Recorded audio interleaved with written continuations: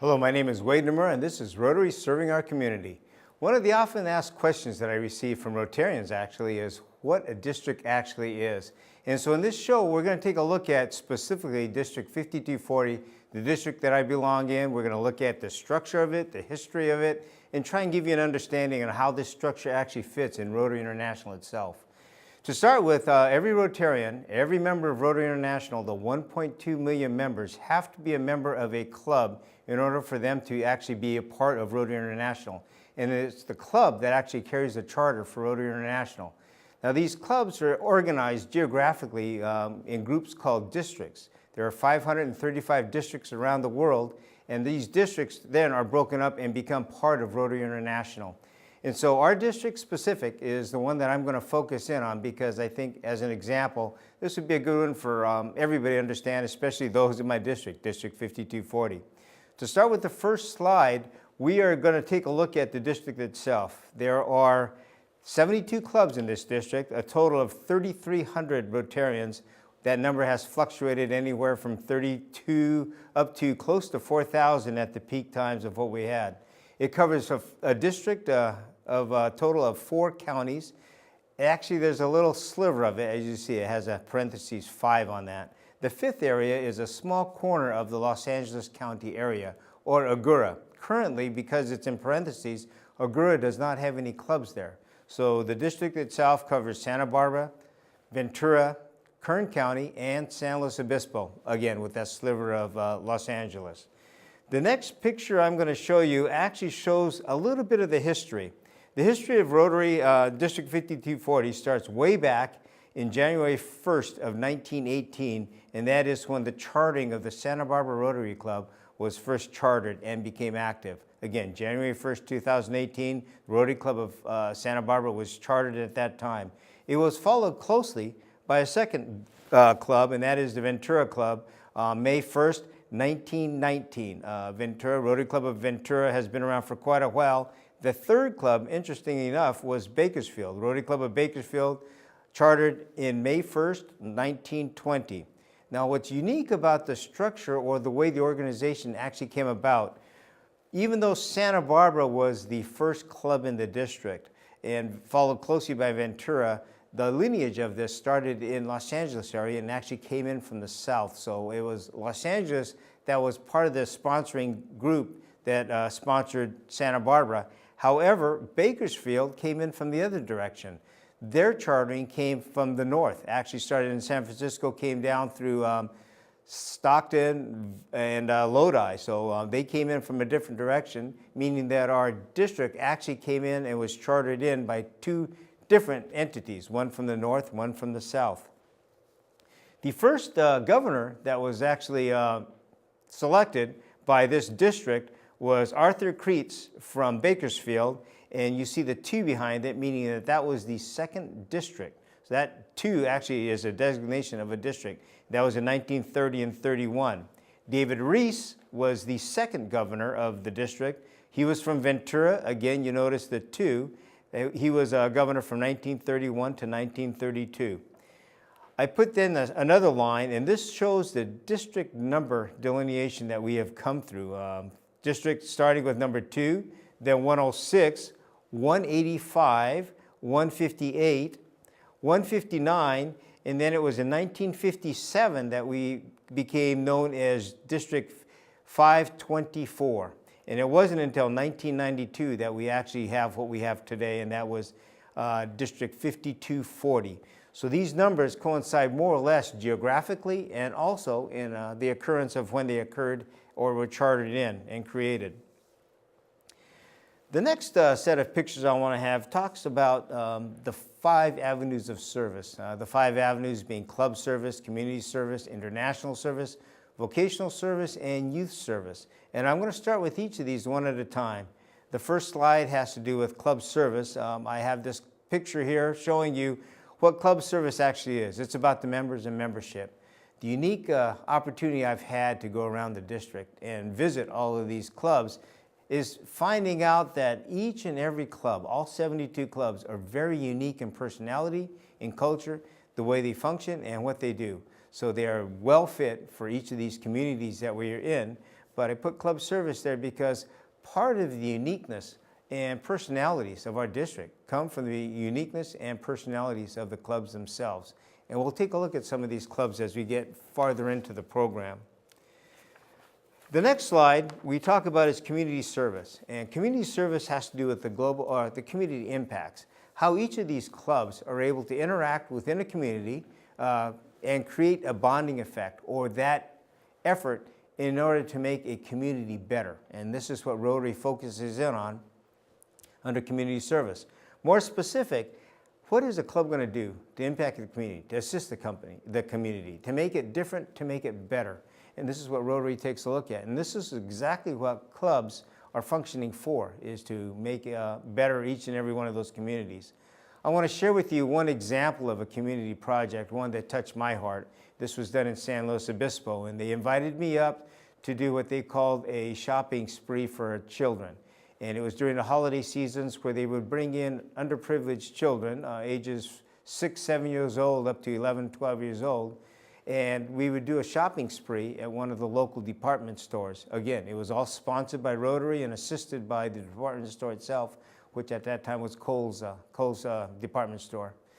We went in there with the ability to use $2,000 in credits, and I worked with a 9-year-old child, a young boy, a young man who was actually going through one of the first times he ever had a chance to actually shop. And our directive was to make sure they had shoes, socks, pants, shirt, jacket, anything else that they would need, but at least one complete set of clothing that they could have. This child here was living on the streets. He was one of the ones that was considered homeless. And so I worked with him, and we went through, we probably spent 40, 45 minutes going through the store, picking things out. He would try something on, wouldn't be quite right. He'd go back and he'd change the color, and he was bouncing back and forth, having a great time. Now, the parents weren't allowed to be in the store. They actually were in a different location having breakfast, and so this was our job, and this is why we wanted to work with the children, so they owned what they had.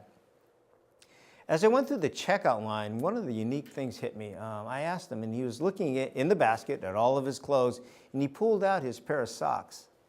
And I looked at him, and I go, well, do you want to go change those socks? Is it the wrong color? Do you want to have a different type, something warmer, something an athletic, or what is it that you want to do with those socks? And he looked at me, looked back at the socks, then he looked up at me again, and he said, I've never owned a pair of these. And so that was a pretty touching instance. Again, San Luis Obispo in the city. Put community service forward because we never know where or when we could help somebody out. This 9-year-old child had lived in that city most of his life, yet we never realized the needs, the shortfalls, and the shortcomings of society without looking directly into seeing those needs. So I wanted to share that with you. Our next slide has to do with international service. Now, international service is one of those unique things. Less than 10% of all Rotarians will ever have the opportunity to do an international project. Yet the impacts that Rotary International has had around the world is unprecedented. It's amazing. It's phenomenal. Rotary is the largest humanitarian service organization in the world, and also the most prosperous and strongest. And that's why international service becomes important. And I want to share this with those of you watching, because oftentimes you look at the community as being the number one need, and you go, well, why would we want to go out internationally and dilute our efforts when we could do so many impact within a community? Well, international service is one area where we could affect communities by improving international relations around the world. One of the initiatives we have is polio, eliminating polio, but also right behind that is our initiative to create peace around the world. And this is one thing that Rotary has taken and focused on for quite a few years. 49 of the original seated people from the first United Nations summit were Rotarians, and Rotarians still continue to this day to have at least one permanent seat on the United Nations floor. So we have been involved with peace throughout. And how do you create peace? What is the magic to creating this peace? Well, what Rotary decided and has seen, and we have seen this happen time and time again, the success of peace internationally is going to come from us working together, doing humanitarian projects, and putting aside all differences to make sure that each and every person in this world gets what they need, what they deserve, and what we can give them, our offering. This is the exchange. President Tanaka said it best in his theme, in that was peace through service was a theme that he lived with in his year. Peace through service makes a lot of sense because it is service and helping others where we knock those barriers down and make that change, because now only friends could help friends out. So that's where international service comes in big. One of the areas that this district, District 5240, has been instrumental in doing to create this effort is creating agreements, sister city or sister district agreements with a number of sister districts. And one of those is Mexico, 4140, Central Mexico, which has 135 clubs, roughly 2,000 members. And we work back and forth. We exchange twice a year, not only friendship exchanges, but also in doing grants. Grants that they sponsor in our area, in our district, 5240, and also grants that we sponsor down in their area, 4140 Mexico. We have 2 districts in Korea that we also have the same agreement with. Those districts are 3721 and 3722. In the southern portion of South Korea, in the area more or less around Ulsan and the Busan area, which is near the coastal region of southern Korea. And they have been there for quite a while. I think we're approaching 20 years now of having this partnership agreement. And the exchanges has been, even with the cultural differences and with the language barriers we faced, we have been very cooperative in exchanging these projects, these friendships, and the governor line in order to make sure that we continue this agreement and this arrangement and relationship. So we always have that part of it working in the world. There's a 4th group, and that is Brazil. Believe it or not, we have a sister district agreement with Brazil, District 4630. However, that one is not as cooperative, and when I say that, we don't spend a lot of time with it. It was kind of a 1-year deal, and we hope to be able to reinitiate that and get back into that area to help them again. But that was done by one governor to another governor in a specific year. I want to now jump into vocational service, because vocational service is one of those areas where in a district it's hard to promote. And one of the reasons for that is in Rotary it was understood that you don't promote your business, but you promote your profession. And because of the complexity of that statement, people in the past go, well, no, you can't promote your vocation because it's part of your business, which is not the case. So vocational service has to do more with your vocation, your expertise, your training, your education, what you do in your lifetime and what you do for life that you could now bring to Rotary. And so that's the difference. It is your vocational skills, not your business. And so that's why vocation became a kind of a unseen part of what we in our district done. Fortunately, there's been a resurgence of the awareness of that, and it has helped quite a bit. We have also taken a look at how we could recruit and bring in the next generation. And so flipping next, we go into youth service.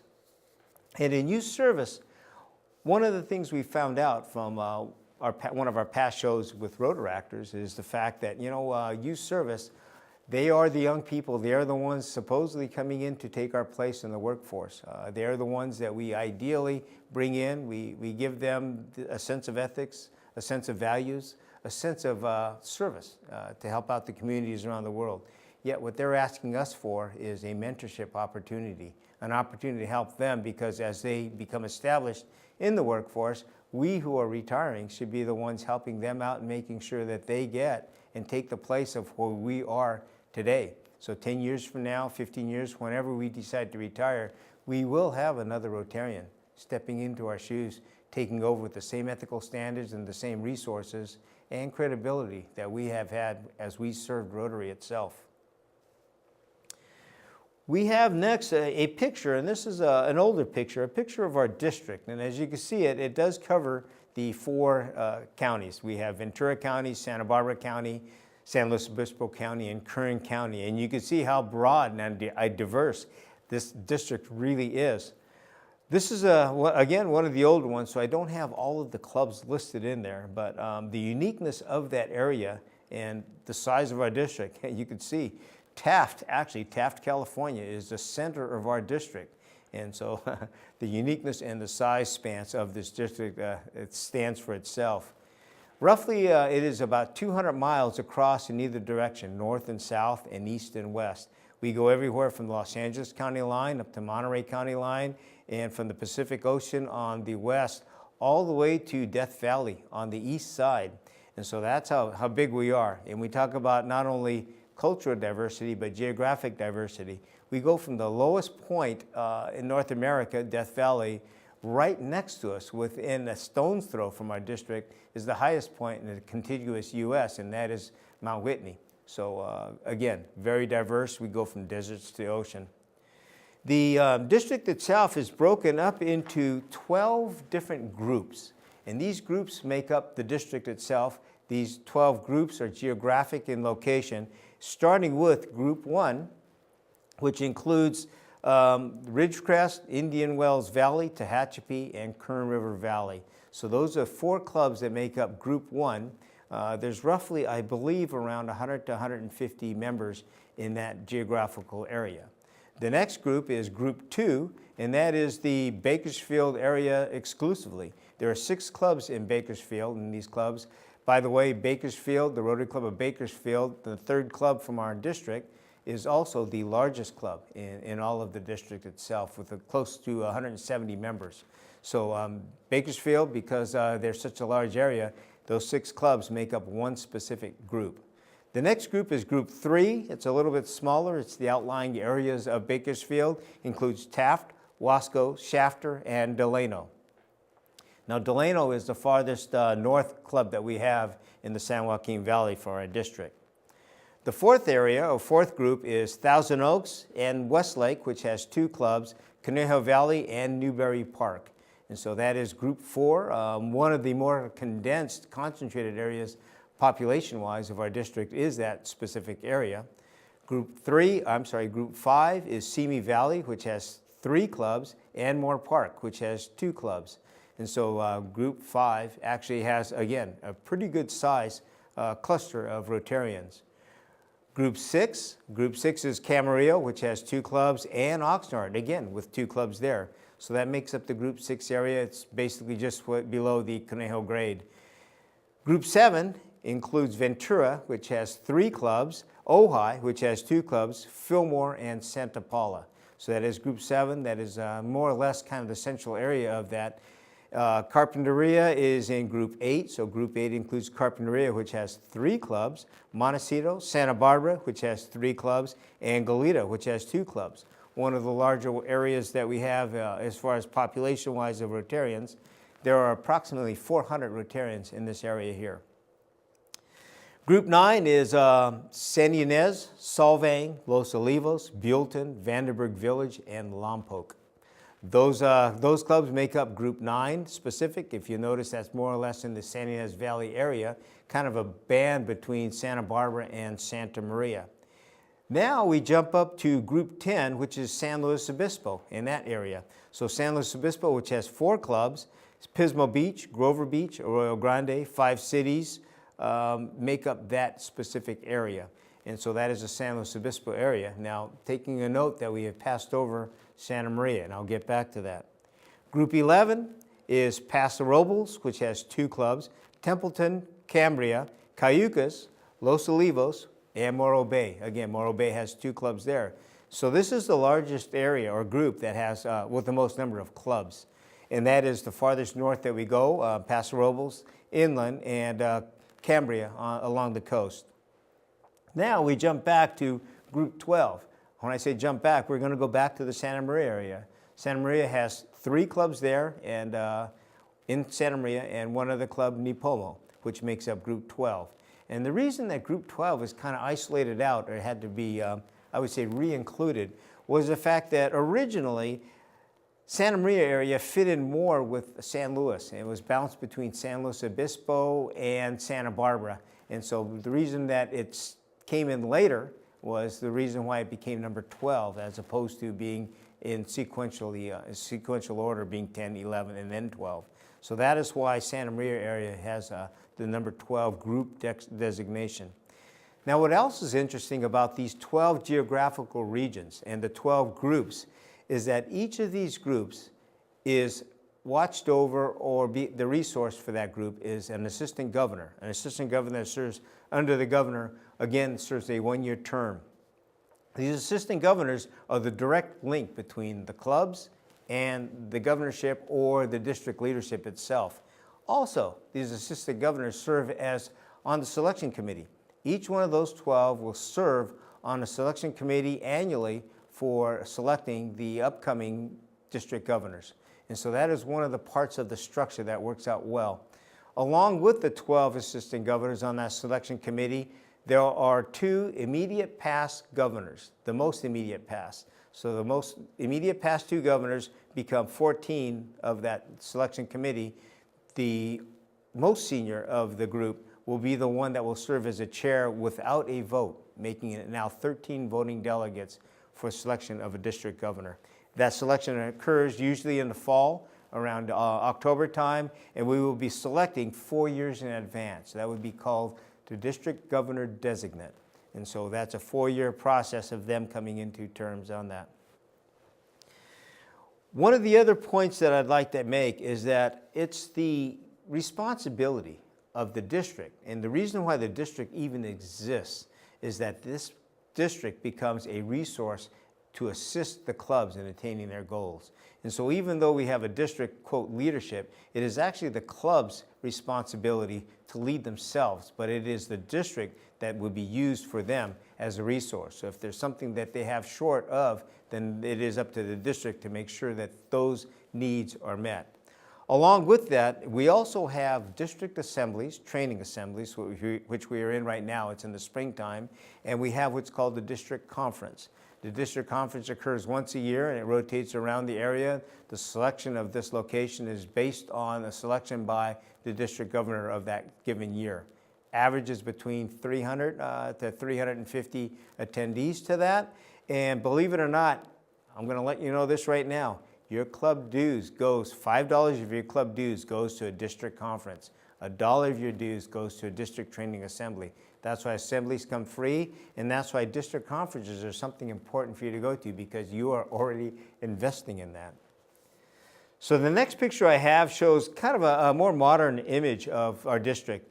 And I put this one up there specific because if you look at the geographical area and region, you'll note that 80% of the total number of Rotarians in our district are actually along the coast, and that's where the concentration is, and that's why we are so diverse along the coast side. The next picture we have shows actually a picture of the diversity of it. And I put this picture up there and these pictures up because it's very important to realize that not only are we geographically diverse, but we are also culturally diverse. And one of the reasons is specifically because of the geographics. If you look at what happens along the coast, along what's happening along in the desert, you'll see there's quite a few different things. Our natural resources are all focused more or less in different areas. We have tourism along the coast. We have agriculture on the inland areas. And again, we have a whole lot of different things happening in each of these different regions where these clubs exist. The next point I'd like to bring up is our board of directors, because a lot of times people realize, well, who makes the decisions? Well, it's actually the Rotarians, you guys, that make the decisions, but it is the board of directors that make sure that everything stays up. This list shows our current board of directors is John Weiss from Morro Bay. He is our sitting governor. Following him will be Sandy Schwartz from Bakersfield East. She is governor-elect. After her will be Savi Bim. Simi Sunrise, she is a governor nominee. The immediate past governor, Nick Frankel from Westlake Village Sunrise, serves on the 4th seat. And the 5th seat is a member at large selected by the governor. This year it is Deb Linden from San Luis Obispo. By the way, Deb Linden, congratulations to her, has been selected to be the district governor designate. So she will now jump into this line.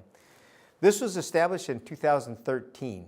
Before that time, the governor pretty much had executive rights. I was the last governor with those rights. Back then, the board of directors was the governor and the district secretary. The district secretary, by the way, had no vote, so it was up to the governor to make any kind of decisions they want. Pretty much had executive rights overall on any changes in decision-making body that the organization had. By the way, we are a corporation. Next picture shows the pictures of them. We have all the pictures surrounding them. This is your board of directors right there with John Weiss in the center. We have Nick. Below him is Savi Bim. You have Sandy Schwartz and Deb Linden. So that makes up our district board of directors. The next picture I have shows how the district fits into a larger picture, and this is a zone picture. There are 34 zones around the world, 17 directors. And our district fits in one of those specific zones. So that's the next breakdown of how the structure goes above and beyond us. The zone itself has a zone director, and they become the direct link between the Rotary International and the governors of our district in order to bring information down to us and also to maintain the organization or corporation of Rotary International itself. Now, in the Corporation of Rotary International, we have one voting delegate, and that is the governor. So the governor is the one with exclusive rights. He represents us at the international level. We also have a district charitable foundation. Most of you are not aware of that. Now, that was started out with the idea to assist those clubs that did not have a club charitable foundation or 501c3. So our district actually has one of these. There's roughly $40,000 in the foundation itself, so there's not really a lot of endowments available to that. However, funding does occur on a regular occasion. The grants that you see in front of you, district grants, Rotary Act grants, things like that, actually are grants that do not fit under the Rotary Foundation grant model, so that's why we offer these to you. The next picture, the last picture, shows a picture of some of the unique opportunities that Rotary gives to us, and these are brought to us, started and initiated by clubs, but then followed through by the district. We have international projects occurring. We have a community event that's the Tamal Interpretive Play Area in Carpinteria, where the Rotary Club of Carpinteria Morning actually built, with the assistance of a community, $1 million park. And in the bottom is a Centennial Project, Arroyo Grande, their bandstand. I wanted to give you this information because one thing that we often miss is what the district actually does, what it stands for, what it represents. And I hope this gives you a better understanding of why we are members of District 5240 and how the clubs themselves fit within this structure and how you as Rotarians fit overall with that. And with that, thank you very much. Take a look at the structure and I hope you enjoyed the show. We will see you next time.